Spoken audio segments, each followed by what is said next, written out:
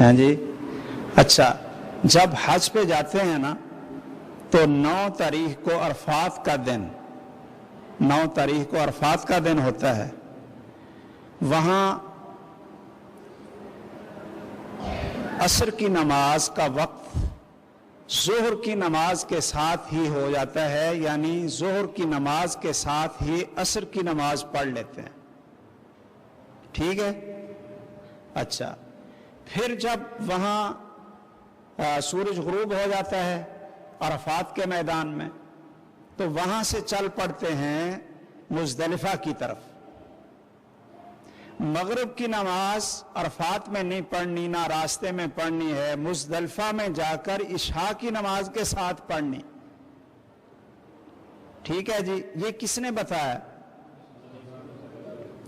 رسول اللہ صلی اللہ علیہ وسلم نے. اچھا، اب اگر کوئی آپ سے کہے کہ کی نماز اب نہ پڑھنا، شام کو پڑھ لینا، تو آپ مانو گے؟ آپ اس کو تسلیم نہیں کریں گے. کوئی آپ سے کہے کہ فجر کی نماز ظہر کے وقت پڑھ لو تو آپ مانیں گے؟ نہیں.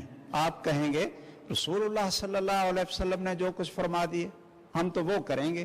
آپ کیا نئی نئی باتیں سنا رہے ہیں؟ لیکن اگر ایک نماز اللہ کے رسول صلی اللہ علیہ وسلم اور صحابہ کرام نے دوسری نماز کے ساتھ پڑھی ہے تو وہاں ہم سر جھکا دیں گے اور ہم کہیں گے کہ چونکہ رسول اللہ صلی اللہ علیہ وسلم نے ایسے کیا ہے تو پھر یہ نہ آپ کہیں جی میرا دل نہیں مانتا، وہ میرے مولوی صاحب نے یہ نہیں کہا، وہ میرے امام صاحب نے یہ نہیں کہا.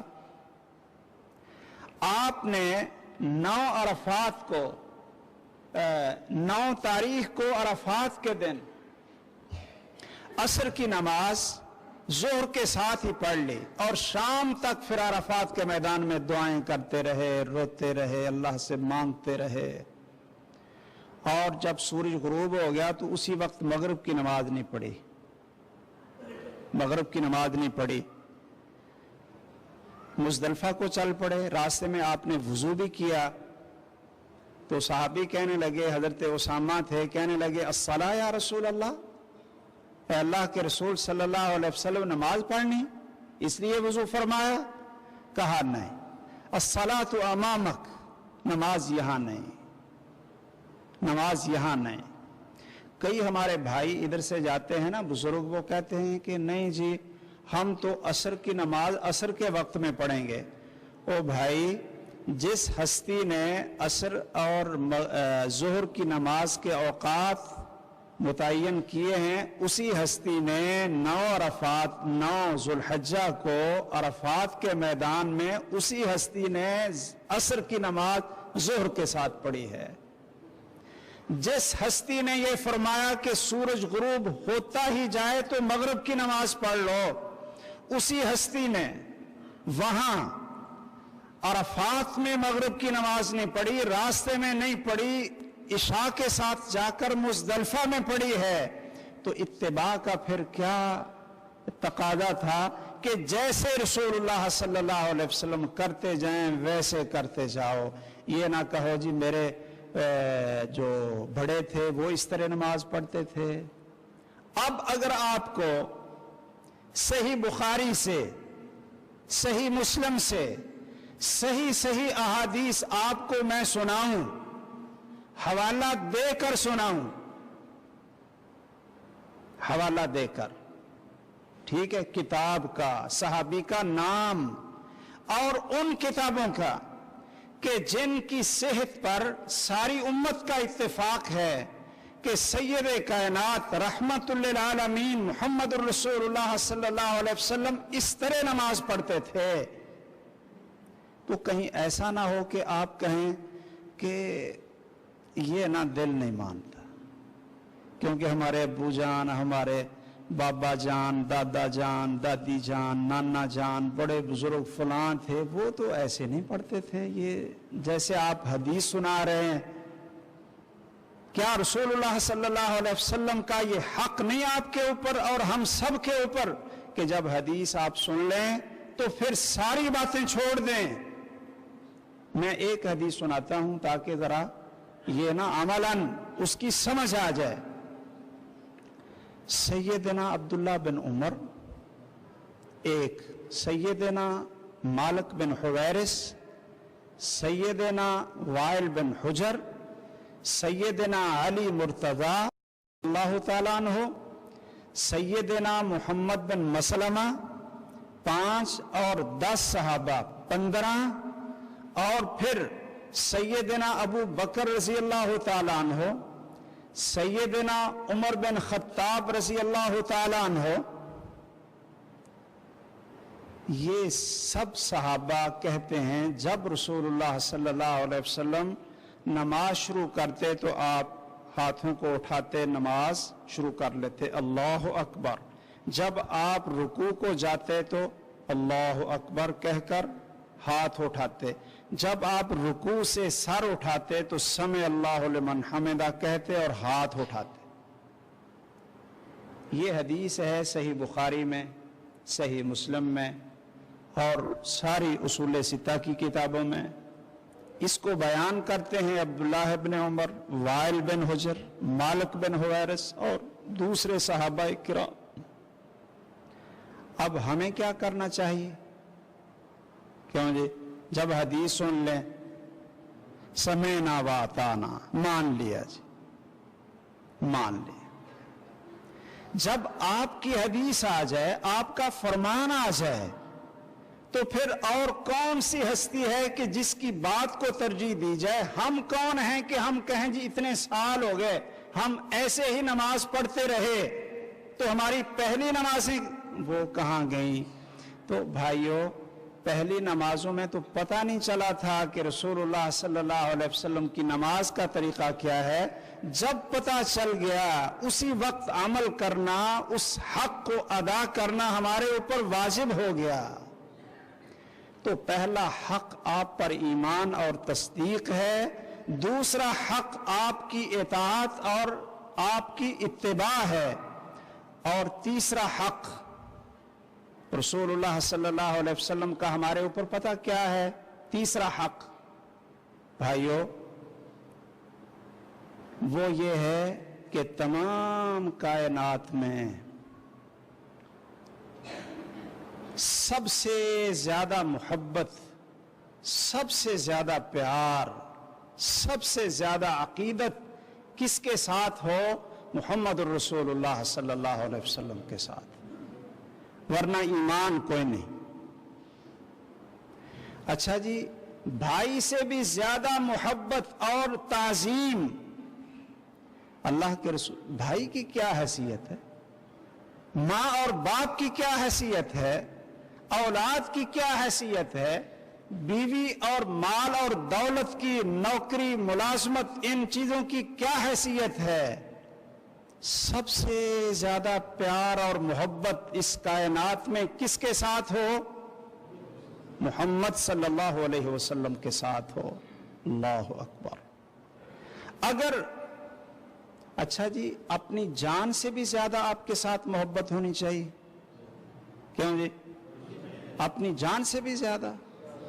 اچھا، اور اپنے ماں اور باپ سے بھی زیادہ، اولاد سے؟ یہ آپ اب تو ہوں کر رہے ہیں، سر بھی ہلا رہے ہیں، لیکن جب آگے والی بات آئے گی نا تو پھر ایسا نہ ہو کہ پھر آپ چپ کر جانا۔ ہاں جی، واقعتاً یہ بات بالکل حق اور سچ ہے، ہمارا ایمان ہے، اور جس کا یہ ایمان نہیں ہم اس کو مومن بھی نہیں سمجھتے، کہ ساتھ میں سب سے زیادہ محبت جب تک رسول اللہ صلی اللہ علیہ وسلم کی نہیں ہوگی، ایمان نہیں ہوگا۔ میرے بھائیوں، بعض لوگ یہ غلط پروپیگنڈا کر کے کہ یہ لوگ جی اللہ کے رسول صلی اللہ علیہ وسلم سے محبت ہی نہیں کرتے، اللہ کے رسول صلی اللہ علیہ وسلم سے محبت ہی نہیں کرتے، اس پروپیگنڈے میں نہیں آنا چاہیے۔ زبان کی باتیں ہیں، باتوں کا کیا ہے؟ ہمارا یہ ایمان، اس کا ہم برملا اعلان بھی کرتے ہیں، اور اپنے اللہ ذوالجلال کے ہاں پیشی کو سامنے رکھ کر زندگی کا سب سے بڑا عمل سمجھتے ہیں کہ محمد صلی اللہ علیہ وسلم ان کی محبت، ان کا پیار، ان کی عظمت اس کائنات میں سب سے زیادہ ہے، اور جس کی نہیں ہے وہ مومن نہیں۔ سیدنا عمر رضی اللہ تعالیٰ عنہ نے ایک دفعہ کہہ دیا تھا نا کہ جی باقی تو ہر چیز ان سے آپ مجھے محبوب ہیں الا نفسی، لیکن میری جان جو ہے نا یہ اس سے آپ زیادہ پیارے نہیں ہیں۔ تو رسول اللہ صلی اللہ علیہ وسلم نے فرمایا کہ عمر ابھی پھر نہیں، ابھی وہ ایمان نہیں آیا۔ جب انہوں نے کہا اللہ کے رسول صلی اللہ علیہ وسلم میری جان سے بھی زیادہ آپ مجھ کو پیارے ہیں، تو آپ نے فرمایا الآن یا عمر، کہ عمر اب ایمان آیا ہے۔ اللہ اکبر۔ اچھا جی، سب سے زیادہ محبت، تو محبت کا تو پھر یہ تقاضا ہوتا ہے کہ سارے کے سارے ایک طرف ہوں اور محبوب کی بات ایک طرف ہو۔ تو کس کی بات مانیں گے؟ جس کے ساتھ محبت ہے۔ اللہ اکبر۔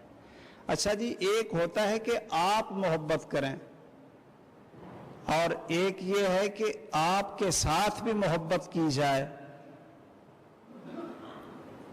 اس لیے علماء کہتے ہیں نا کہ لیس الشأن ان تحب وانما الشأن ان تحب۔ او بھائیو، کمال یہ نہیں کہ آپ محبت کا دعویٰ کریں، کمال ہے کہ آپ محبت کا دعویٰ کریں اور ساتھ انما الشأن ان تحب، کہ آپ محبوب بھی بنیں۔ آپ کہیں جی مجھے اپنے رشتہ داروں سے بڑی محبت ہے، اور رشتہ داروں سے پوچھیں تو وہ کانوں کو ہاتھ لگاتے ہیں کہ بس جی اس کے قریب نہیں جانا، اللہ ہی معاف کرے، اس سے بچ کر رہنا، اس کی چھری بڑی تیز ہے۔ آپ کہتے بھی ہیں جی مجھے بڑی محبت ہے، بڑی محبت۔ انما الشأن ان تحب، آپ کہتے رہیں کہ مجھے اللہ اور اس کے رسول سے بڑی محبت ہے، بڑی محبت ہے۔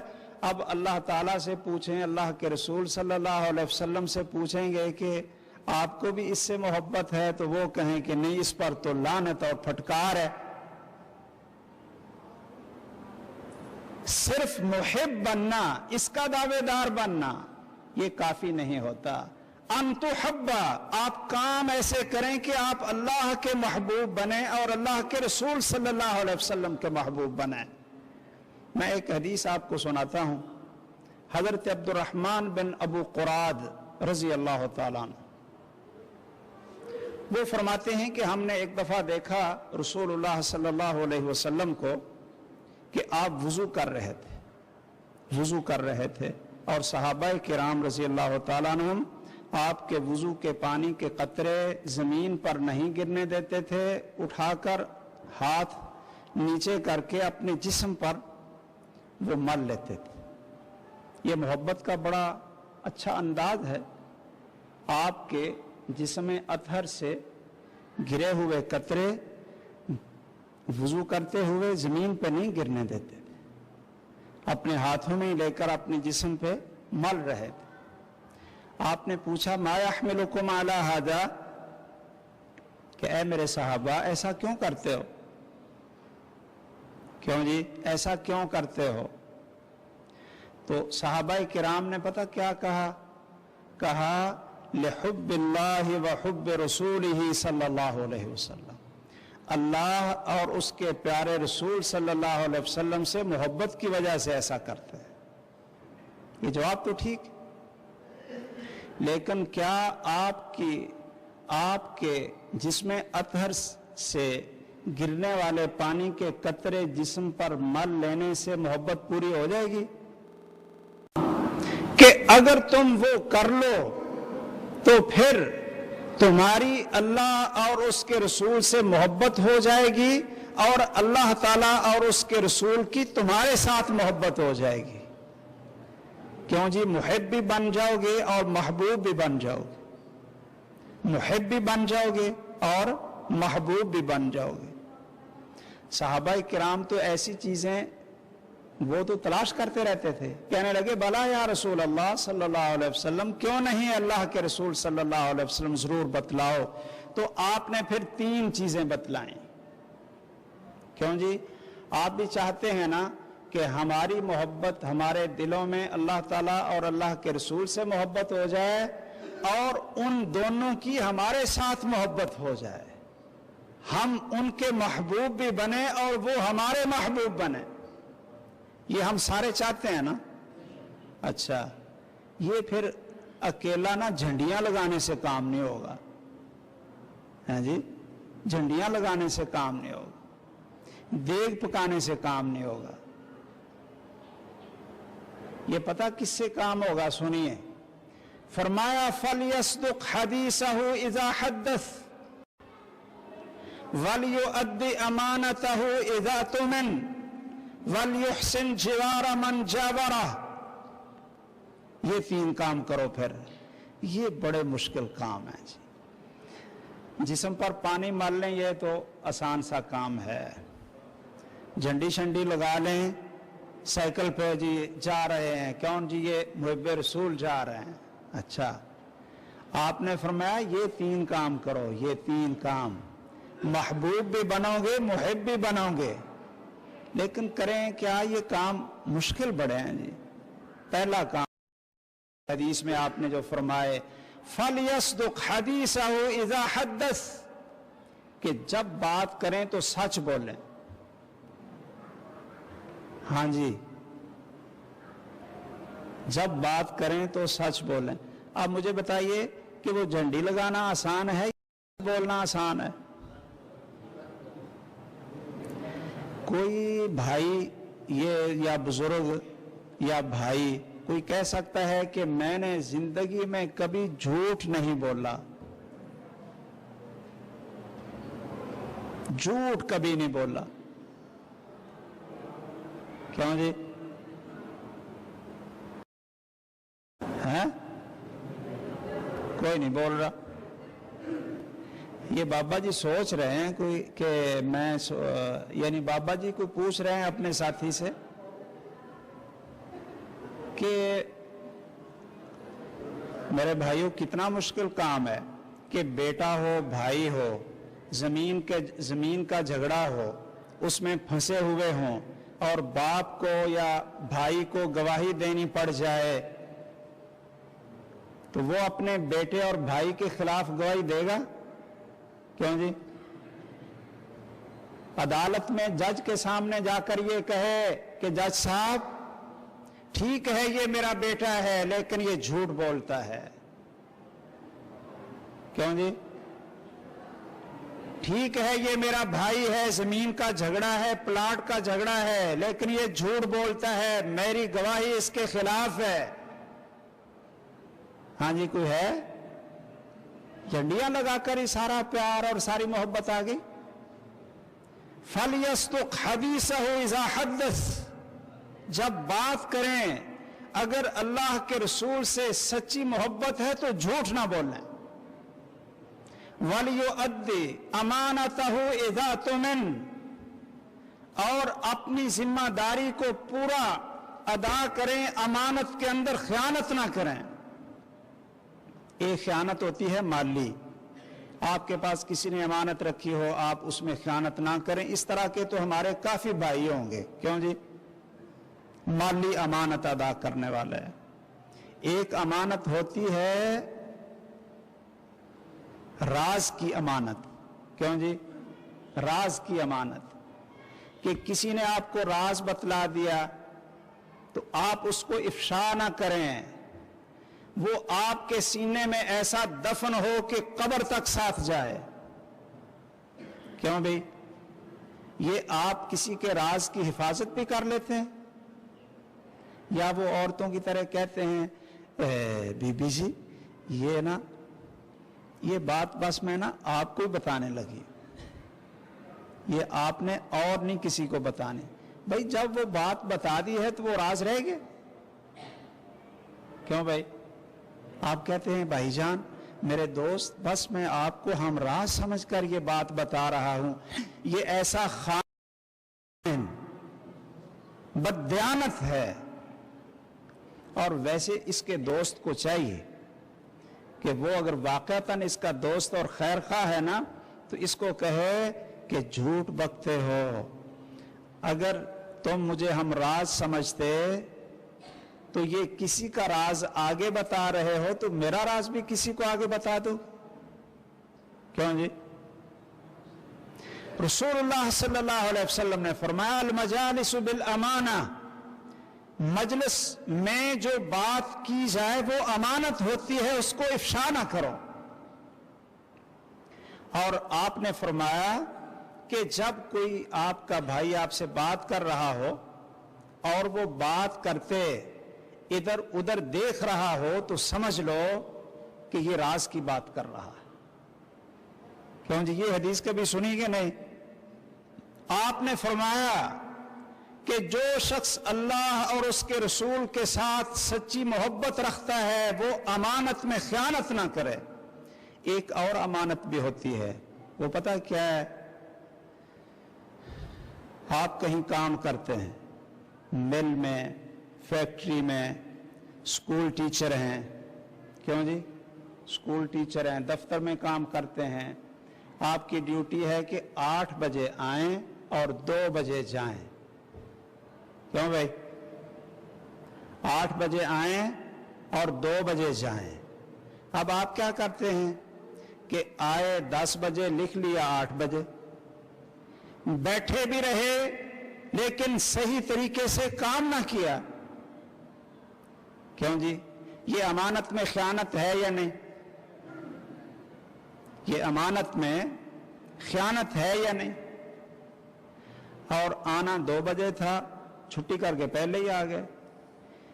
किसी हाजिरी लगाने वाले को पैसे देकर सारे दिन की हाजिरी लगा ली। अल्लाह अकबर। मुसलमानों की हालत देखते हैं ना तो हकीकत है कि रोना आता है, रोना आता है। ये निशात मिल है, मुझे एक साथी ने बताया कि वहाँ जी 5,000 रुपया तनख्वाह मिलती है। अगर 1,000 रुपया आप हाजिरी लगाने वाले को दे दें तो वो हर रोज आपकी हाजिरी लगा दिया करेगा। 5,000 आपको मिल जाएगा, 1,000 उसको दे दिया कर।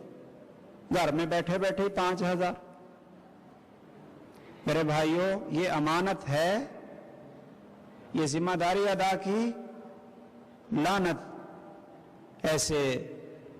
ऐसी कमाई पर और ऐसी जिम्मेदारी के ऊपर कि जिस लालच ने इससे अमानत और दयानत को खत्म कर दिया। आपने फरमाया कि जब बात करो सच बोलो, जब कोई जिम्मेदारी अमानत आपको सौंपी जाए तो उसको अदा करो।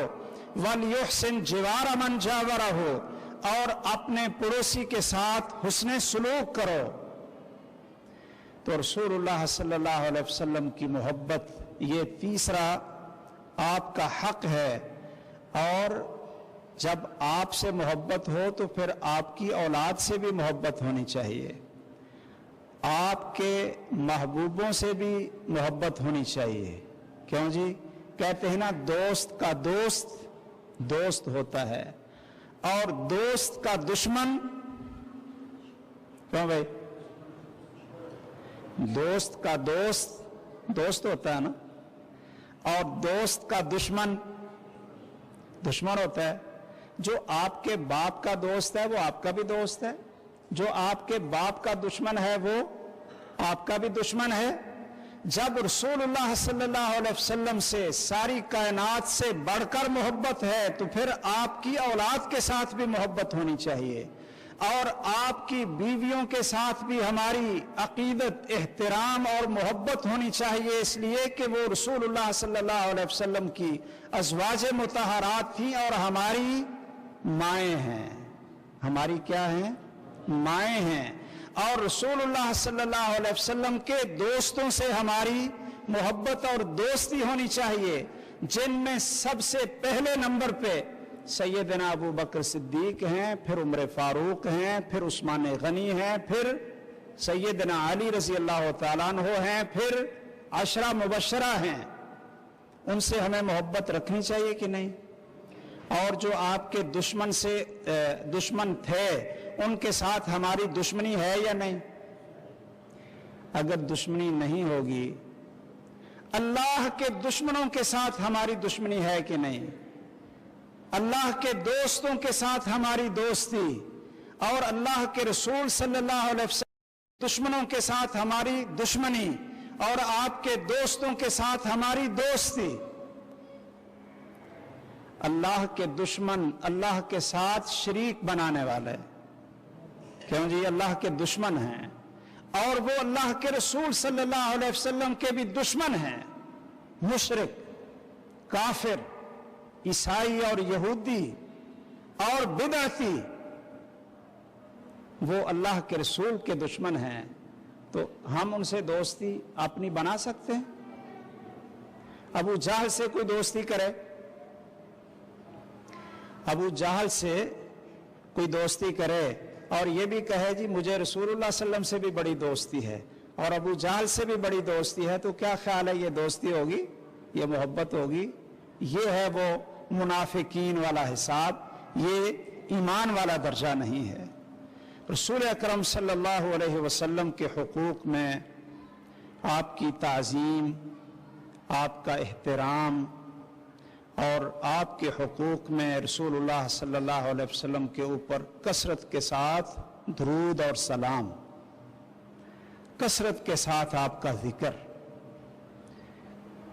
اور آپ سے ملنے کا شوق، یہ ہم سب کی تمنا اور دعا ہے نا کہ یا اللہ ہمیں جنت میں محمد صلی اللہ علیہ وسلم کی زیارت نصیب فرمانا، جنت میں محمد الرسول اللہ صلی اللہ علیہ وسلم کا ساتھ نصیب فرمانا. یہ ہم سب کی تمنا اور چاہت اور دعائیں ہیں یا نہیں؟ کیوں؟ اس لیے کہ ہمیں ان سے پیار ہے. اور وہ کیسا محب ہوتا ہے جس کو اپنے محبوب کو ملنے کی تمنا نہ ہو اور وہ دعائیں نہ کرے، کوشش نہ کرے. رسول اللہ صلی اللہ علیہ وسلم کے ہمارے اوپر بہت سے حقوق ہیں اور حقیقت یہ ہے ان سب کا خلاصہ کہ اپنی زندگی کو قرآن کریم اور رسول اللہ صلی اللہ علیہ وسلم کی سنت کے مطابق بنا لیں، اپنے دل میں ان کی سب سے زیادہ محبت کو سجا لیں اور اپنی زندگی آپ کی سنت کے مطابق بنا لیں، عقیدے کو صحیح کر لیں، شب و روز اپنے ان کی اتباع کے اندر گزاریں. تو بھائیو یہ رسول اللہ صلی اللہ علیہ وسلم کا حق ہے، اور اگر اس حق کو ادا نہ کیا تو پھر یاد رکھیں اللہ کی بھی نافرمانی ہوگی اور اللہ کے رسول صلی اللہ علیہ وسلم کی بھی نافرمانی ہوگی. اللہ ہمیں توفیق دے، اللہ ذو الجلال ہمیں توفیق دے کہ ہم اللہ کے حق کے بعد محمد الرسول اللہ صلی اللہ علیہ وسلم کے حقوق کو ادا کریں. ان کی سچی اور کھری محبت اللہ ہمارے دلوں میں پیدا فرمائے اور جنت میں قیامت کے دن اللہ ہمیں ان کی سفارش اور ان کا ساتھ نصیب فرمائے. آمین. وآخر دعوانا الحمد للہ رب العالمین.